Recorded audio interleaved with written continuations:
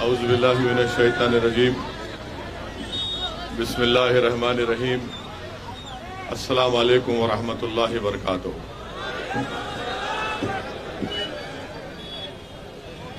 मजलिस इत्तेहादुल मुस्लिमीन के गुजरात के सदर मेरे भाई जनाब साबिर कापलीवाला साहब, मंच पर बैठे हुए तमाम मजलिस के अराकीन बल्दिया, सुदुर मोतमदीन, मुहिबान मजलिस और मेरे बुजुर्गान मिल्लत, इज्जतदार माँ और बहनों, मेरे गयूर नौजवान साथियों, अजीज दोस्तों और बुजुर्गों, मेरी इज्जतदार माँ और बहनों, मैं आप तमाम का शुक्रिया अदा करता हूँ कि आपने अपना कीमती वक्त निकाल कर आज के मजलिस के जलसे में शिरकत की। मैं आपका शुक्रिया भी अदा करना चाहता हूँ कि जो म्यूनसिपैलिटी के इलेक्शन, बल्दिया के इंतखाबात हुए थे, यहाँ से आपने मजलिस के उम्मीदवारों को कामयाब किया। मैं आपका शुक्रिया अदा करता हूँ। अभी आप और हमने जनाब साबिर भाई साहब की बात को सुना और उन्होंने साफ और वाज़ेह तौर पर इस बात को बताया कि गुजरात के आने वाले विधानसभा के चुनाव में मजलिस इत्तेहादुल मुस्लिमीन के उम्मीदवार और कैंडिडेट इलेक्शन लड़ेंगे। मैं आप तमाम से अपील कर रहा हूं कि आप मुत्तहिदा तौर पर अपने वोट का इस्तेमाल मजलिस के उम्मीदवारों के हक में करिए और ख़ास तौर से जुहापुरा जिस विधानसभा में आता है, वहां पर आप जानते हैं कि कितनी तकालीफ का सामना आपको करना पड़ता है। यहां पर ऐसा लगता है कि एक सौतेला सलूक मुसलमानों की बस्तियों से, आबादियों से किया जाता है। भारत के प्रधानमंत्री पूरे देश में पुकार पुकार कर कहते हैं स्वच्छ भारत, स्वच्छ भारत, स्वच्छ भारत। देश के प्रधानमंत्री ने झाड़ू हाथ में लेकर दिल्ली में रोड पर सफाई भी की। अपने पार्लियामेंट कॉन्स्टिट्यूंसी में गए तो घाट पर भी उन्होंने सफाई की। मैं देश के प्रधानमंत्री से अपील करना चाह रहा हूं कि अगर वो जुहापुरा को आएंगे और जहां पर पूरे अहमदाबाद का कचरा डाला जाता है, प्रधानमंत्री भी एक झाड़ू अपने हाथ में ले लें, मैं भी अपने हाथ में झाड़ू लूंगा और वहां से उस कचरे के ढेर को हम साफ करने तैयार हैं। क्या भारत के प्रधानमंत्री और उनकी सरकार उस कचरे के ढेर को, जो ऐसा लगता है कि पहाड़ बना हुआ है, मगर वो पहाड़ नहीं है, कचरे का एक ढेर बनकर पहाड़ की शक्ल इख्तियार कर गया। हम ये आपको बताना चाह रहे हैं कि आपके इस विधानसभा में, इस असेंबली हल्के में कचरे के ढेर के अंबार लगा दिए गए, जिससे लोग बीमार पड़ते हैं, जिससे लोगों को टीबी के मर्ज में मुब्तला हो जाते हैं। इसका कोई पुरसाने हाल नहीं है। आपने बरसों कांग्रेस का और भाजपा का साथ दिया, मगर इन पार्टियों ने आपकी इस तकलीफ को दूर नहीं किया। आप जानते हैं कि यहां पर ट्रैफिक का इतना बड़ा मसला है। यहां पर ट्रैफिक जैम तो ऐसा लगता है कि रोज का मसला है।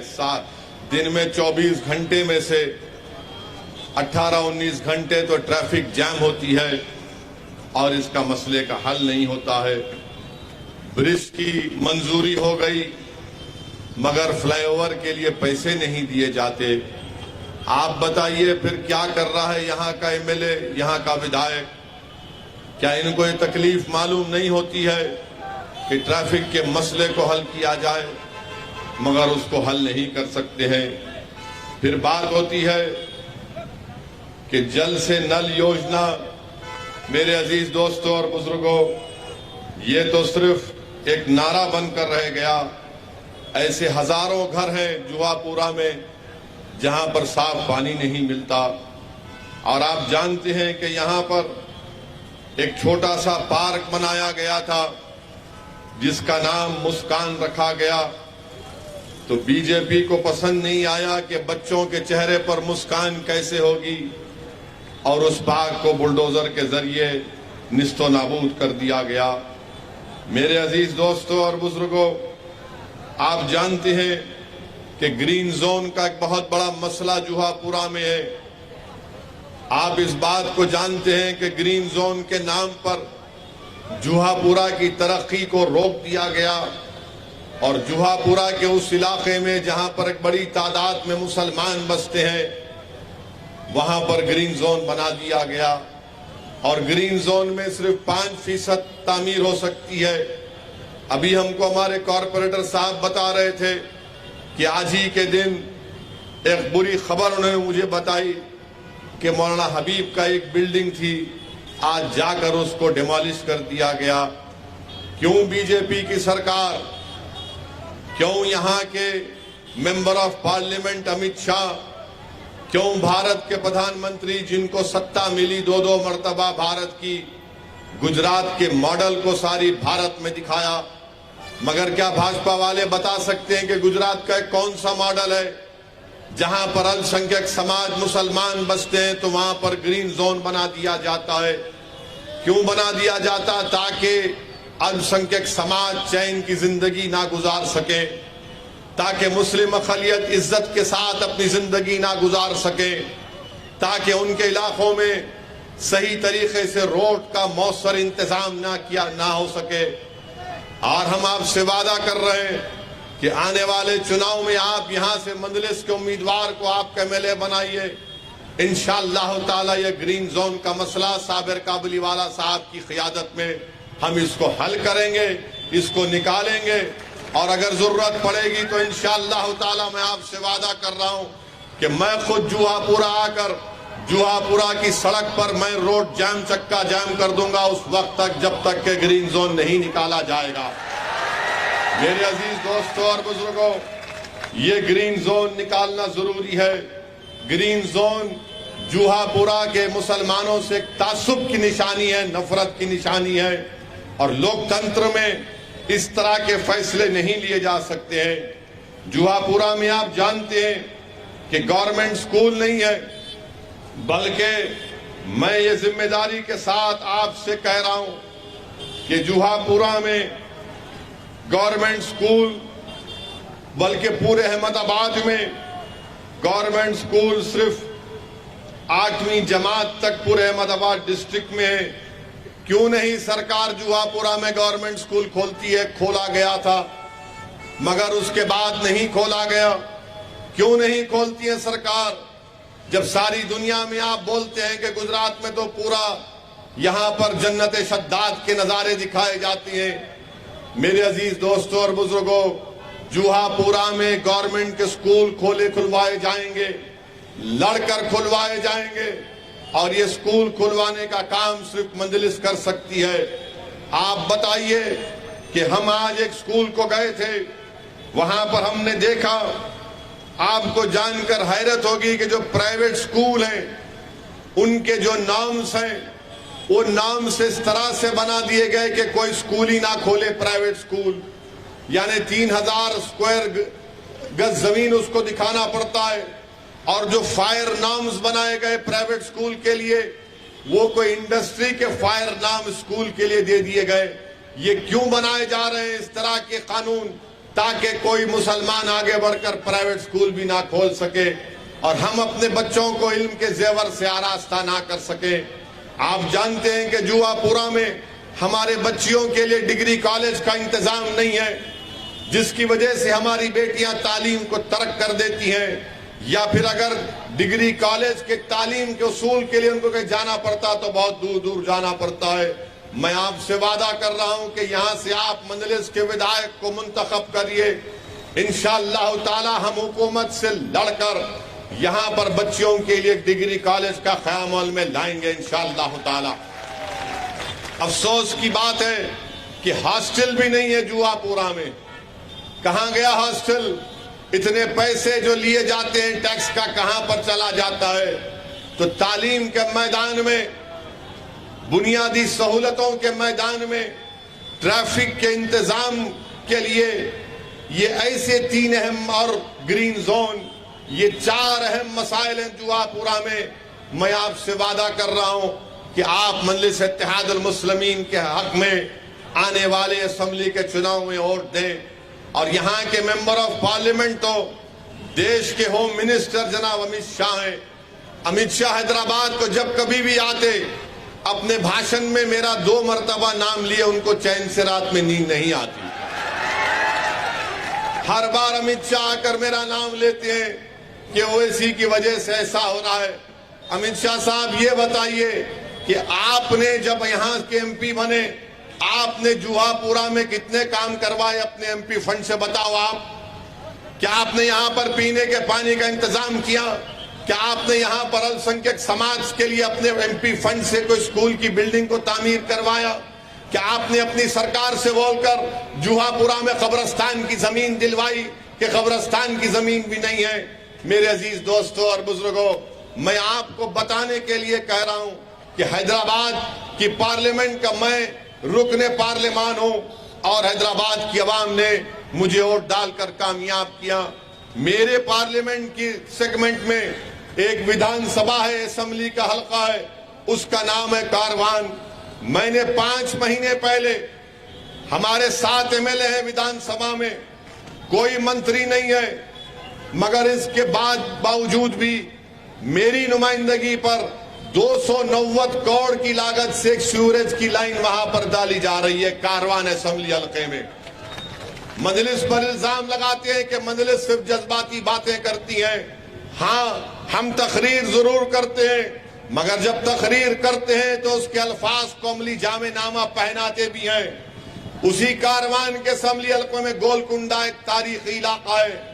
उस गोलकुंडा के इलाके में मैंने अपने एमपी फंड से बच्चियों की डिग्री कॉलेज और जूनियर कॉलेज के लिए मैंने एमपी फंड से 10 करोड़ की लागत से एक आलीशान बिल्डिंग बनाई। आप आकर देख सकते हैं गोलकुंडा के इलाके में ये काम हो सकता है। मेरे भाई, अगर आप मजलिस का साथ देंगे तो इंशाअल्लाह ताला ये काम करवाए जा सकते हैं। शर्त यह है कि आप मुत्तहिद हो जाएं और यकीनन मजलिस की कामयाबी को रोकने के लिए बहुत से लोग खड़े हो जाएंगे ताकि आपके इत्तेहाद को कमजोर किया जाए। मेरे अजीज दोस्तों और बुजुर्गों, अहमदाबाद के म्युनिसिपल कॉरपोरेशन ने कई फैसले, गलत फैसले लिए कि नहीं, गोश्त की मंडी, चिकन की मंडी नहीं को खोलना चाहिए। अरे आप होते कौन है? कौन डिक्टेट करेगा? कौन खाएगा? कौन क्या पिएगा? बाज ऐसे वेजिटेरियन भी हैं जो गोश्त नहीं खाते घर में, मगर बाहर जाकर खाते हैं ना। अच्छा, यहां से हम जाएंगे जलसे के बाद, ये आपका जो मैजिक चिकन ढाबा है, कितने लोग बैठकर चिकन खाते वहां पर? घर में नहीं खाते, वहां जाकर खाते हैं वेजिटेरियन। मगर अहमदाबाद म्युनिसिपल कॉरपोरेशन बोलती नहीं, तुम गोश्त की मंडी नहीं लगाएंगे, तुम अंडे की मंडी नहीं लगाएंगे। अरे आपको नहीं खाना है तो मत खाओ, गरीब का रोजगार है, वो गरीब का पेट पलता है, तो आप उसको नौकरी तो दिलाओ, नौकरी दे दो उसको गवर्नमेंट की। मगर नौकरी नहीं देंगे और बोलेंगे नहीं, तू गोश्त की मंडी नहीं लगाएगा, अंडे की मंडी नहीं लगाएगा। तो ये एक अजीब मिसाल, एक मिजाज बन चुका है। मेरे अजीज दोस्तों और बुजुर्गों, आप जानते हैं कि यही हाल यहां पर बहुत से मसाइल हैं, तकालीफ हैं।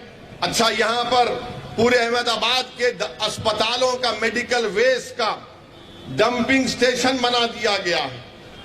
क्यों बनाया आपने उसको? यहां पर कोई पूछने वाला नहीं है।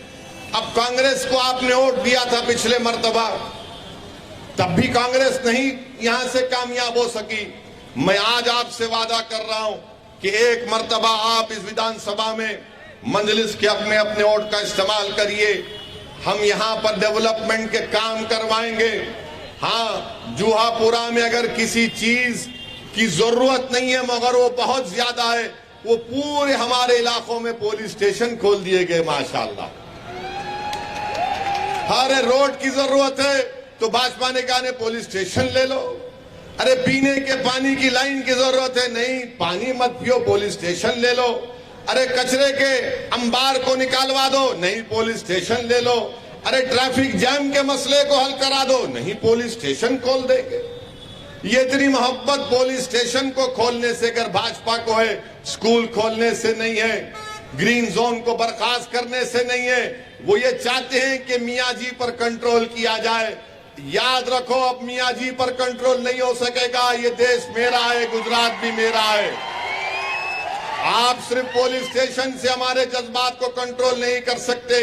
इंसान है, इंसान को जरूरत है पीने के पानी की। इंसान है तो उसकी औलाद के लिए शिक्षा के लिए स्कूल की जरूरत है, बेटियों के डिग्री कॉलेज की जरूरत है। इंसान है तो ग्रीन जोन को खत्म करना पड़ेगा ताकि हम इज्जत की जिंदगी गुजार सकें। ये मजलिस की लड़ाई है। मैं आपसे वादा कर रहा हूं कि आप इन मसाइल पर गौर करिए।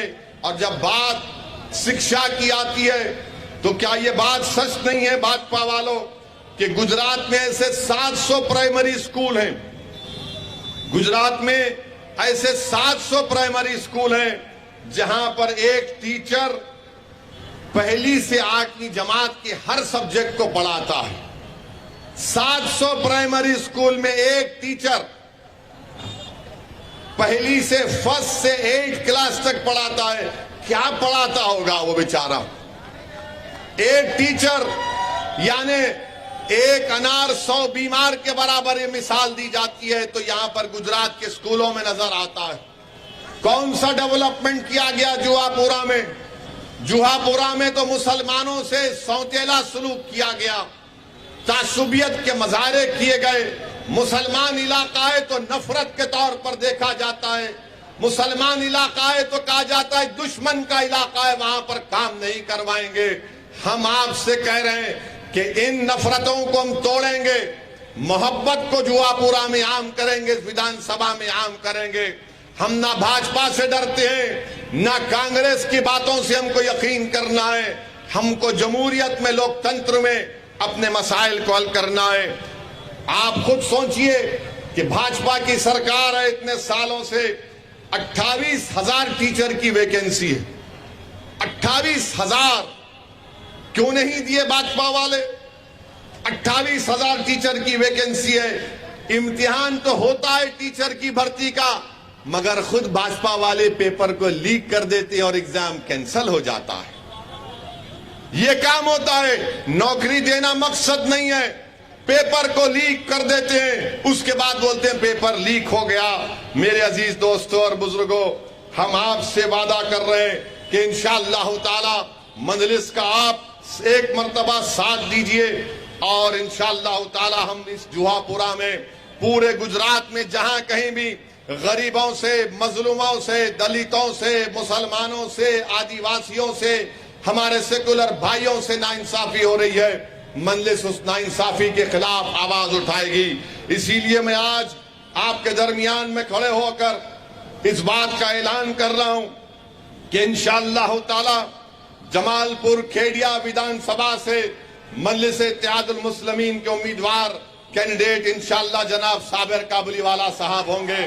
और मैं उम्मीद करता हूं कि आप इनका साथ देंगे दुआओं से।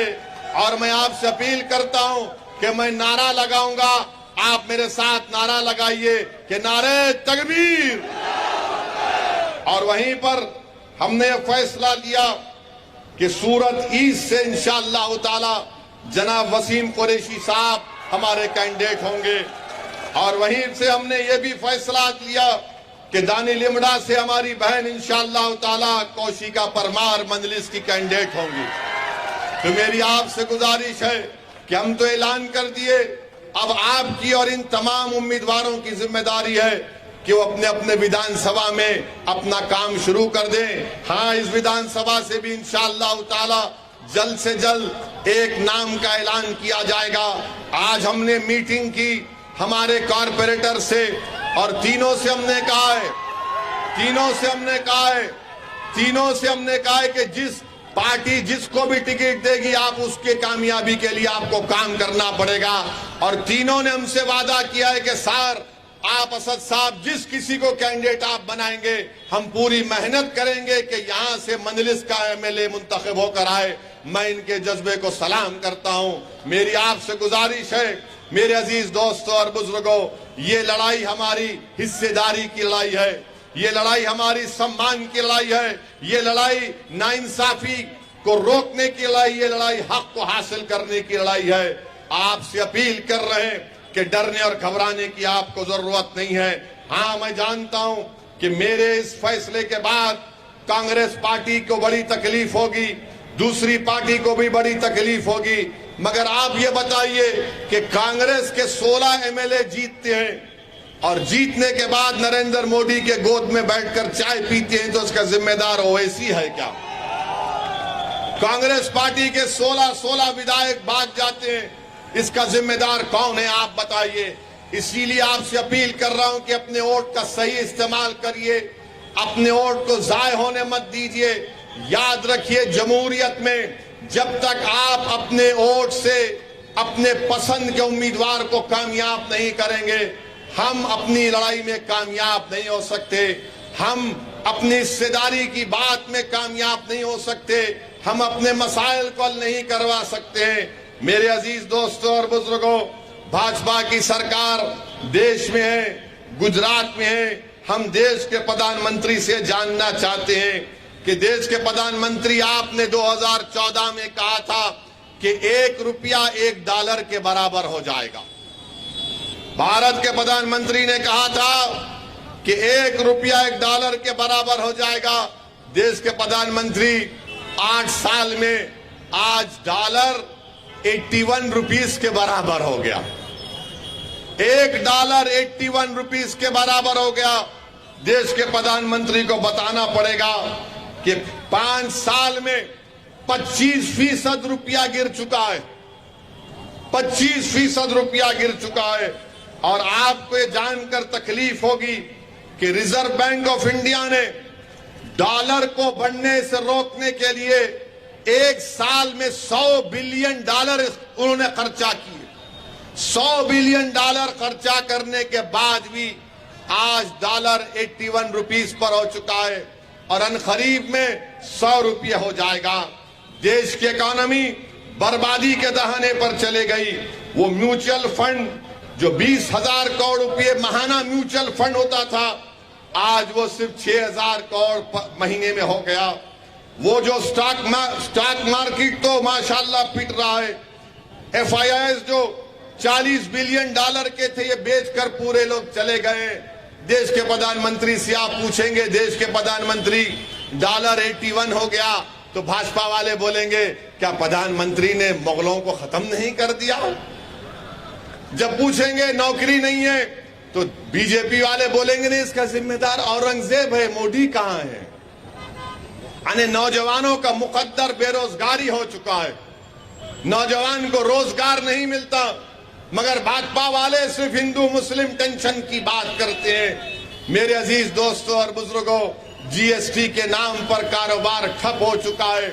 एक्सपोर्ट्स नहीं हो रहे हैं, एक्सपोर्ट्स बिल्कुल नहीं हो रहे हैं, एक्सपोर्ट्स कम से कम होते जा रहे हैं। इसका जिम्मेदार बीजेपी की गलत इकोनॉमिक पॉलिसीज, जिसकी वजह से आज देश को भुगतना पड़ रहा है।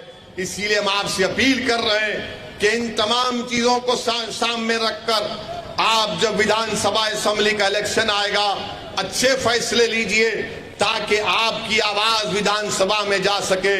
मेरी इस बात को यकीन करिए कि आप में हम में इतनी ताकत नहीं है कि हम किसी पार्टी को सत्ता में आने से रोक सकते हैं, मगर आप हम में इतनी ताकत है कि हम अपनी इत्तेहाद की ताकत पर अपने पार्टी के नुमाइंदों को विधायक बनाकर गुजरात की विधानसभा में भिजा सकते हैं।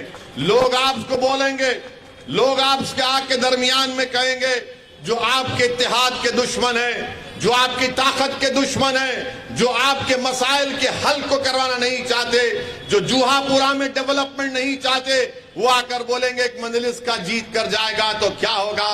उनसे कह देना कि एक असदुद्दीन ओवैसी ने आकर हमारे दरमियान में खड़े होकर हमसे कहा कि भारत की पार्लियामेंट में मोदी के 306 MP हैं और उन 306 MP के सामने जब मजलिस के दो दीवानों में से एक आदमी खड़ा हो जाता तो 300 एमपी पर भारी पड़ जाते भाजपा के। वो मिजाज आपको गुजरात की विधानसभा में मिलेगा इंशाअल्लाह ताला। हम भी गुजरात की विधानसभा में जाएंगे तो गूंगे, अंधे और बहरे बनकर नहीं बैठेंगे कांग्रेसियों की तरह। हम जिंदगी का सबूत देंगे और जिंदगी का सबूत लड़ने से मिलता है, गूंगे अंधे रहने से जिंदगी का सबूत नहीं मिलता। जिंदगी का सबूत इससे मिलता है कि जिसको आप अपना विधायक एमपी बनाकर भी जाते हैं, वो जाकर लड़े सरकार से। मुख्यमंत्री कोई भी हो, प्रधानमंत्री मोदी भी हो, तो उसके सामने सीना तान कर खड़े होकर कहे कि मैं भी भारत का शहरी हूं, जुहापुरा में बसने वाले मुसलमान हैं मगर इंसान हैं, इनको इंसानों की बस्ती के तौर पर देखने की जरूरत है और यहाँ के मसाइल को, डेवलपमेंट को हल किया जाए। ये आवाज आपको सुनाई देगी गुजरात की विधानसभा में, मगर ये दूसरी पार्टी के लोग आएंगे, वोट लेकर चले जाते हैं, उसके बाद आपके डेवलपमेंट के बारे में कोई बातचीत नहीं करते हैं। तो मेरे अजीज दोस्तों और बुजुर्गों, मजलिस इत्तेहाद और मुस्लिमीन का आप एक मर्तबा साथ दीजिए। आपने अपने वोट से और अपनी दुआओं से यहां से 3 अराकीन बल्दिया को कामयाब किया। आपने बड़ा सही फैसला लिया, मगर डेवलपमेंट करवाना है जुहापुरा का, इस इलाके का डेवलपमेंट करवाना है। इसीलिए आपसे अपील कर रहा हूं कि एक वोट का सही इस्तेमाल करिए। मेरे बारे में बहुत सी बातें बोली जाएंगी, मुझे इसकी फिक्र नहीं है। मेरे खिलाफ जितनी बातें करना है कर लो, मगर मैं मुझसे मोहब्बत करने वालों से, नफरत करने वालों से एक बात कह रहा हूं कि अल्लाह सुब्हानहू तआला जब तक असदुद्दीन ओवैसी को जिंदा रखेगा, मेरी जिंदगी की एक एक सांस जब तक अल्लाह बाकी रखेगा, मैं जालिमों से, उनसे मुकाबला करता रहूंगा। मैं मजलूमों की आवाज बनकर उनके इंसाफ की लड़ाई लड़ता रहूंगा। ये मेरी जिंदगी का मकसद है। मुझे कोई इख्तिदार का लालच नहीं है।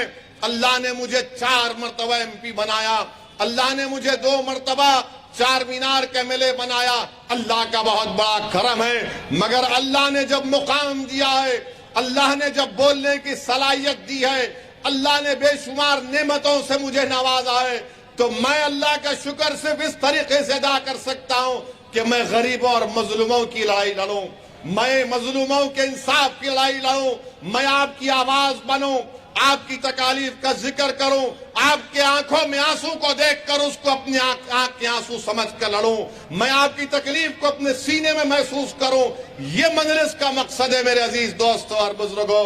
मेरी आपसे गुजारिश है कि डरने और घबराने की जरूरत नहीं है।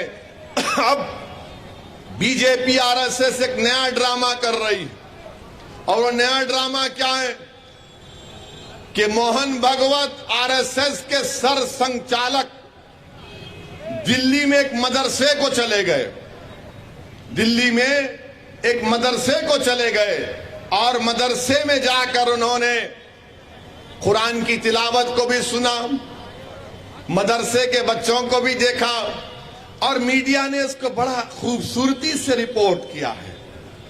ऐसा रिपोर्ट किया है कि मोहन भागवत ने बड़ा एहसान किया मदरसे में जाकर। मैं गुजरात के इस जुहापुरा में खड़े होकर मोहन भागवत साहब से अपील कर रहा हूं, क्या आप बिल्किस बानो से मिलकर उससे कह सकते हैं कि तुझ पर जुल्म हुआ, हम इंसाफ दिलाएंगे? मोहन भागवत, बिल्किस बानो से इंसाफ दिला सकेंगे? उस बच्ची को जिसको उसके पड़ोसियों ने उसका रेप किया, अस्मत रेजी की, बलात्कार किया, जिसकी 3 साल की बेटी का कत्ल कर दिया, जिसकी मां को और दीगर महिलाओं का रेप करके कत्ल कर दिया, उन जालिमों को मोदी बीजेपी की सरकार छोड़ती है, और जब जेल से निकलते हैं ये इस तरह के लोग जो एक बच्ची पर जुल्म किए, उस पर फूल बरसाए गए, क्या मोहन भागवत बिल्किस बानो से मिल सकते हैं? मिलो, मिलकर बताओ, बोलो कि इंसाफ ये होता है, मगर नहीं मिलेंगे। मदरसे को जाते हैं और आसाम में मदरसों को डिमोलिश कर दिया जाता है। मदरसे को जाते हैं और उत्तर प्रदेश में मदरसों का सर्वे होता है। मदरसे जाकर कुरान की तिलावत सुनते हैं और उत्तर प्रदेश में वक्फ की जायदादों का सर्वे किया जा रहा है ताकि मुसलमानों की वक्फ की जायदादों को उनसे छीन लिया जाए। मेरे अजीज दोस्तों और बुजुर्गों, बीजेपी के पास दिखाने को कुछ भी नहीं है, सिर्फ यही दिखाना है कि हिंदुओं मुसलमान को लड़ाओ, दलितों को कमजोर करो, मुसलमानों को हमेशा एहसास कमतरी में मुब्तला कर दो। मैं आपके दरमियान में खड़े होकर कह रहा हूं, ये देश हमारा है, ये देश हमारा रहेगा। इस देश में हमारे बुजुर्गों की कुर्बानियों से, हमारे बुजुर्गों की मेहनत से, उलमाओं की कुर्बानियों से, अंग्रेजों की गुलामी से इस देश को आजादी मिली है। और ये मुल्क को अच्छा करना, इस देश को ताकतवर बनाना, ये हमारी भी जिम्मेदारी है। याद रखो मुसलमानों, मेरी इस बात को जहन नशीन कर लो, आपने बरसों मुख्तलिफ पार्टियों को वोट दिया है। आज मजलिस आपके दरमियान में खड़े होकर कह रही है कि अब वोट लेने वाले बनो। आपने हमेशा बरसों से वोट दिया है, आज वोट लेने वाले आपको बनना पड़ेगा। कांग्रेस को वोट देंगे, भाजपा को कांग्रेस नहीं हरा सकेगी। वो कोई एक और नई पार्टी आई, वो भी भाजपा को नहीं हरा सकती। अगर आज आप गुजरात में मजलिस के उम्मीदवारों को कामयाब करेंगे तो गुजरात की विधानसभा में आपका नुमाइंदा, आपका खादिम, आपका बेटा, आपकी बेटी आपके तकालीफ का जिक्र करेगी, लड़ेगी गुजरात की विधानसभा में। इसीलिए हम आपसे अपील कर रहे हैं कि मजलिस इत्तेहादुल मुस्लिमीन का साथ दीजिए। याद रखिए, वतन अजीज में यकीनन बेशुमार तकालीफ हैं, मसाइल हैं, मगर इसका हल क्या है बताओ आप मुझे, क्या हल है इसका? लोग बोलते हैं कि नहीं, क्या हल करेंगे? या तो हम घर की दरो दीवार को बंद करके खामोश बैठ जाएं, या फिर हम मैदान में आकर जमहूरी तरीके से अपनी आवाज को उठाएं। घर के दरो दीवार बंद करके बैठ जाना आसान जरूर है, मगर याद रखो वो बुज़दिली की निशानी है। अगर ये देश हमारा है तो इस देश के बुनियादी फैसले और हमारे मुकद्दर के फैसले हमारी आवाज के बगैर अधूरे रहेंगे।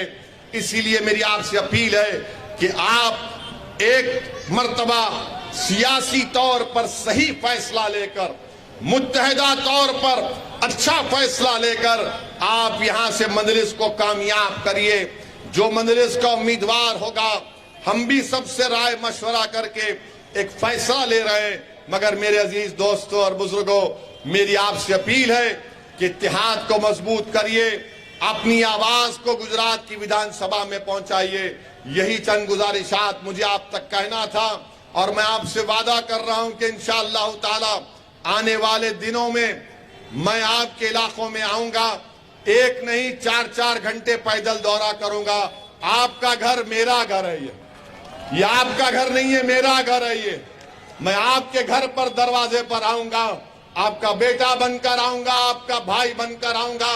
बल्कि अगर आप कहेंगे तो आपके इत्तेहाद की भीख मांगने में आपके दरमियान में आया हूं। मैं अपने लिए नहीं आया हूं गुजरात को, मैं इसलिए आया हूं कि आपके मसाइल हल हो जाएं। मैं अपनी इज्जत या अपनी दौलत या अपनी अनानियत में इजाफे के लिए नहीं आया हूं। मैं आपके दरमियान में आया हूं, आता रहूंगा ताकि जुल्म का खात्मा हो सके। बताओ, एक जुहापुरा मुसलमानों का इलाका है और उस बुनियाद पर उसको नजरअंदाज कर दिया जाता है। इससे बड़ा जुल्म नहीं हो सकता। बहरहाल मुझे यकीन है कि आप हमारा साथ देंगे और हमारी सरपरस्ती करेंगे, हम हमारी गलतियों को सुधारेंगे। यही चंद बातें मुझे आप तक कहना था। आपका बेहद शुक्रिया। अस्सलाम वालेकुम व रहमतुल्लाहि व बरकातहू। बहुत बहुत शुक्रिया। मैं असद साहब से एक गुजारिश करूंगा कि जो 3 नाम आपने विधानसभा के लिए था, वो तीनों कैंडिडेट यहाँ मंच पर मौजूद है। कौशिका बेन परवार, आप तीनों हाथ में क्या हो भाई, वो हाथ से आप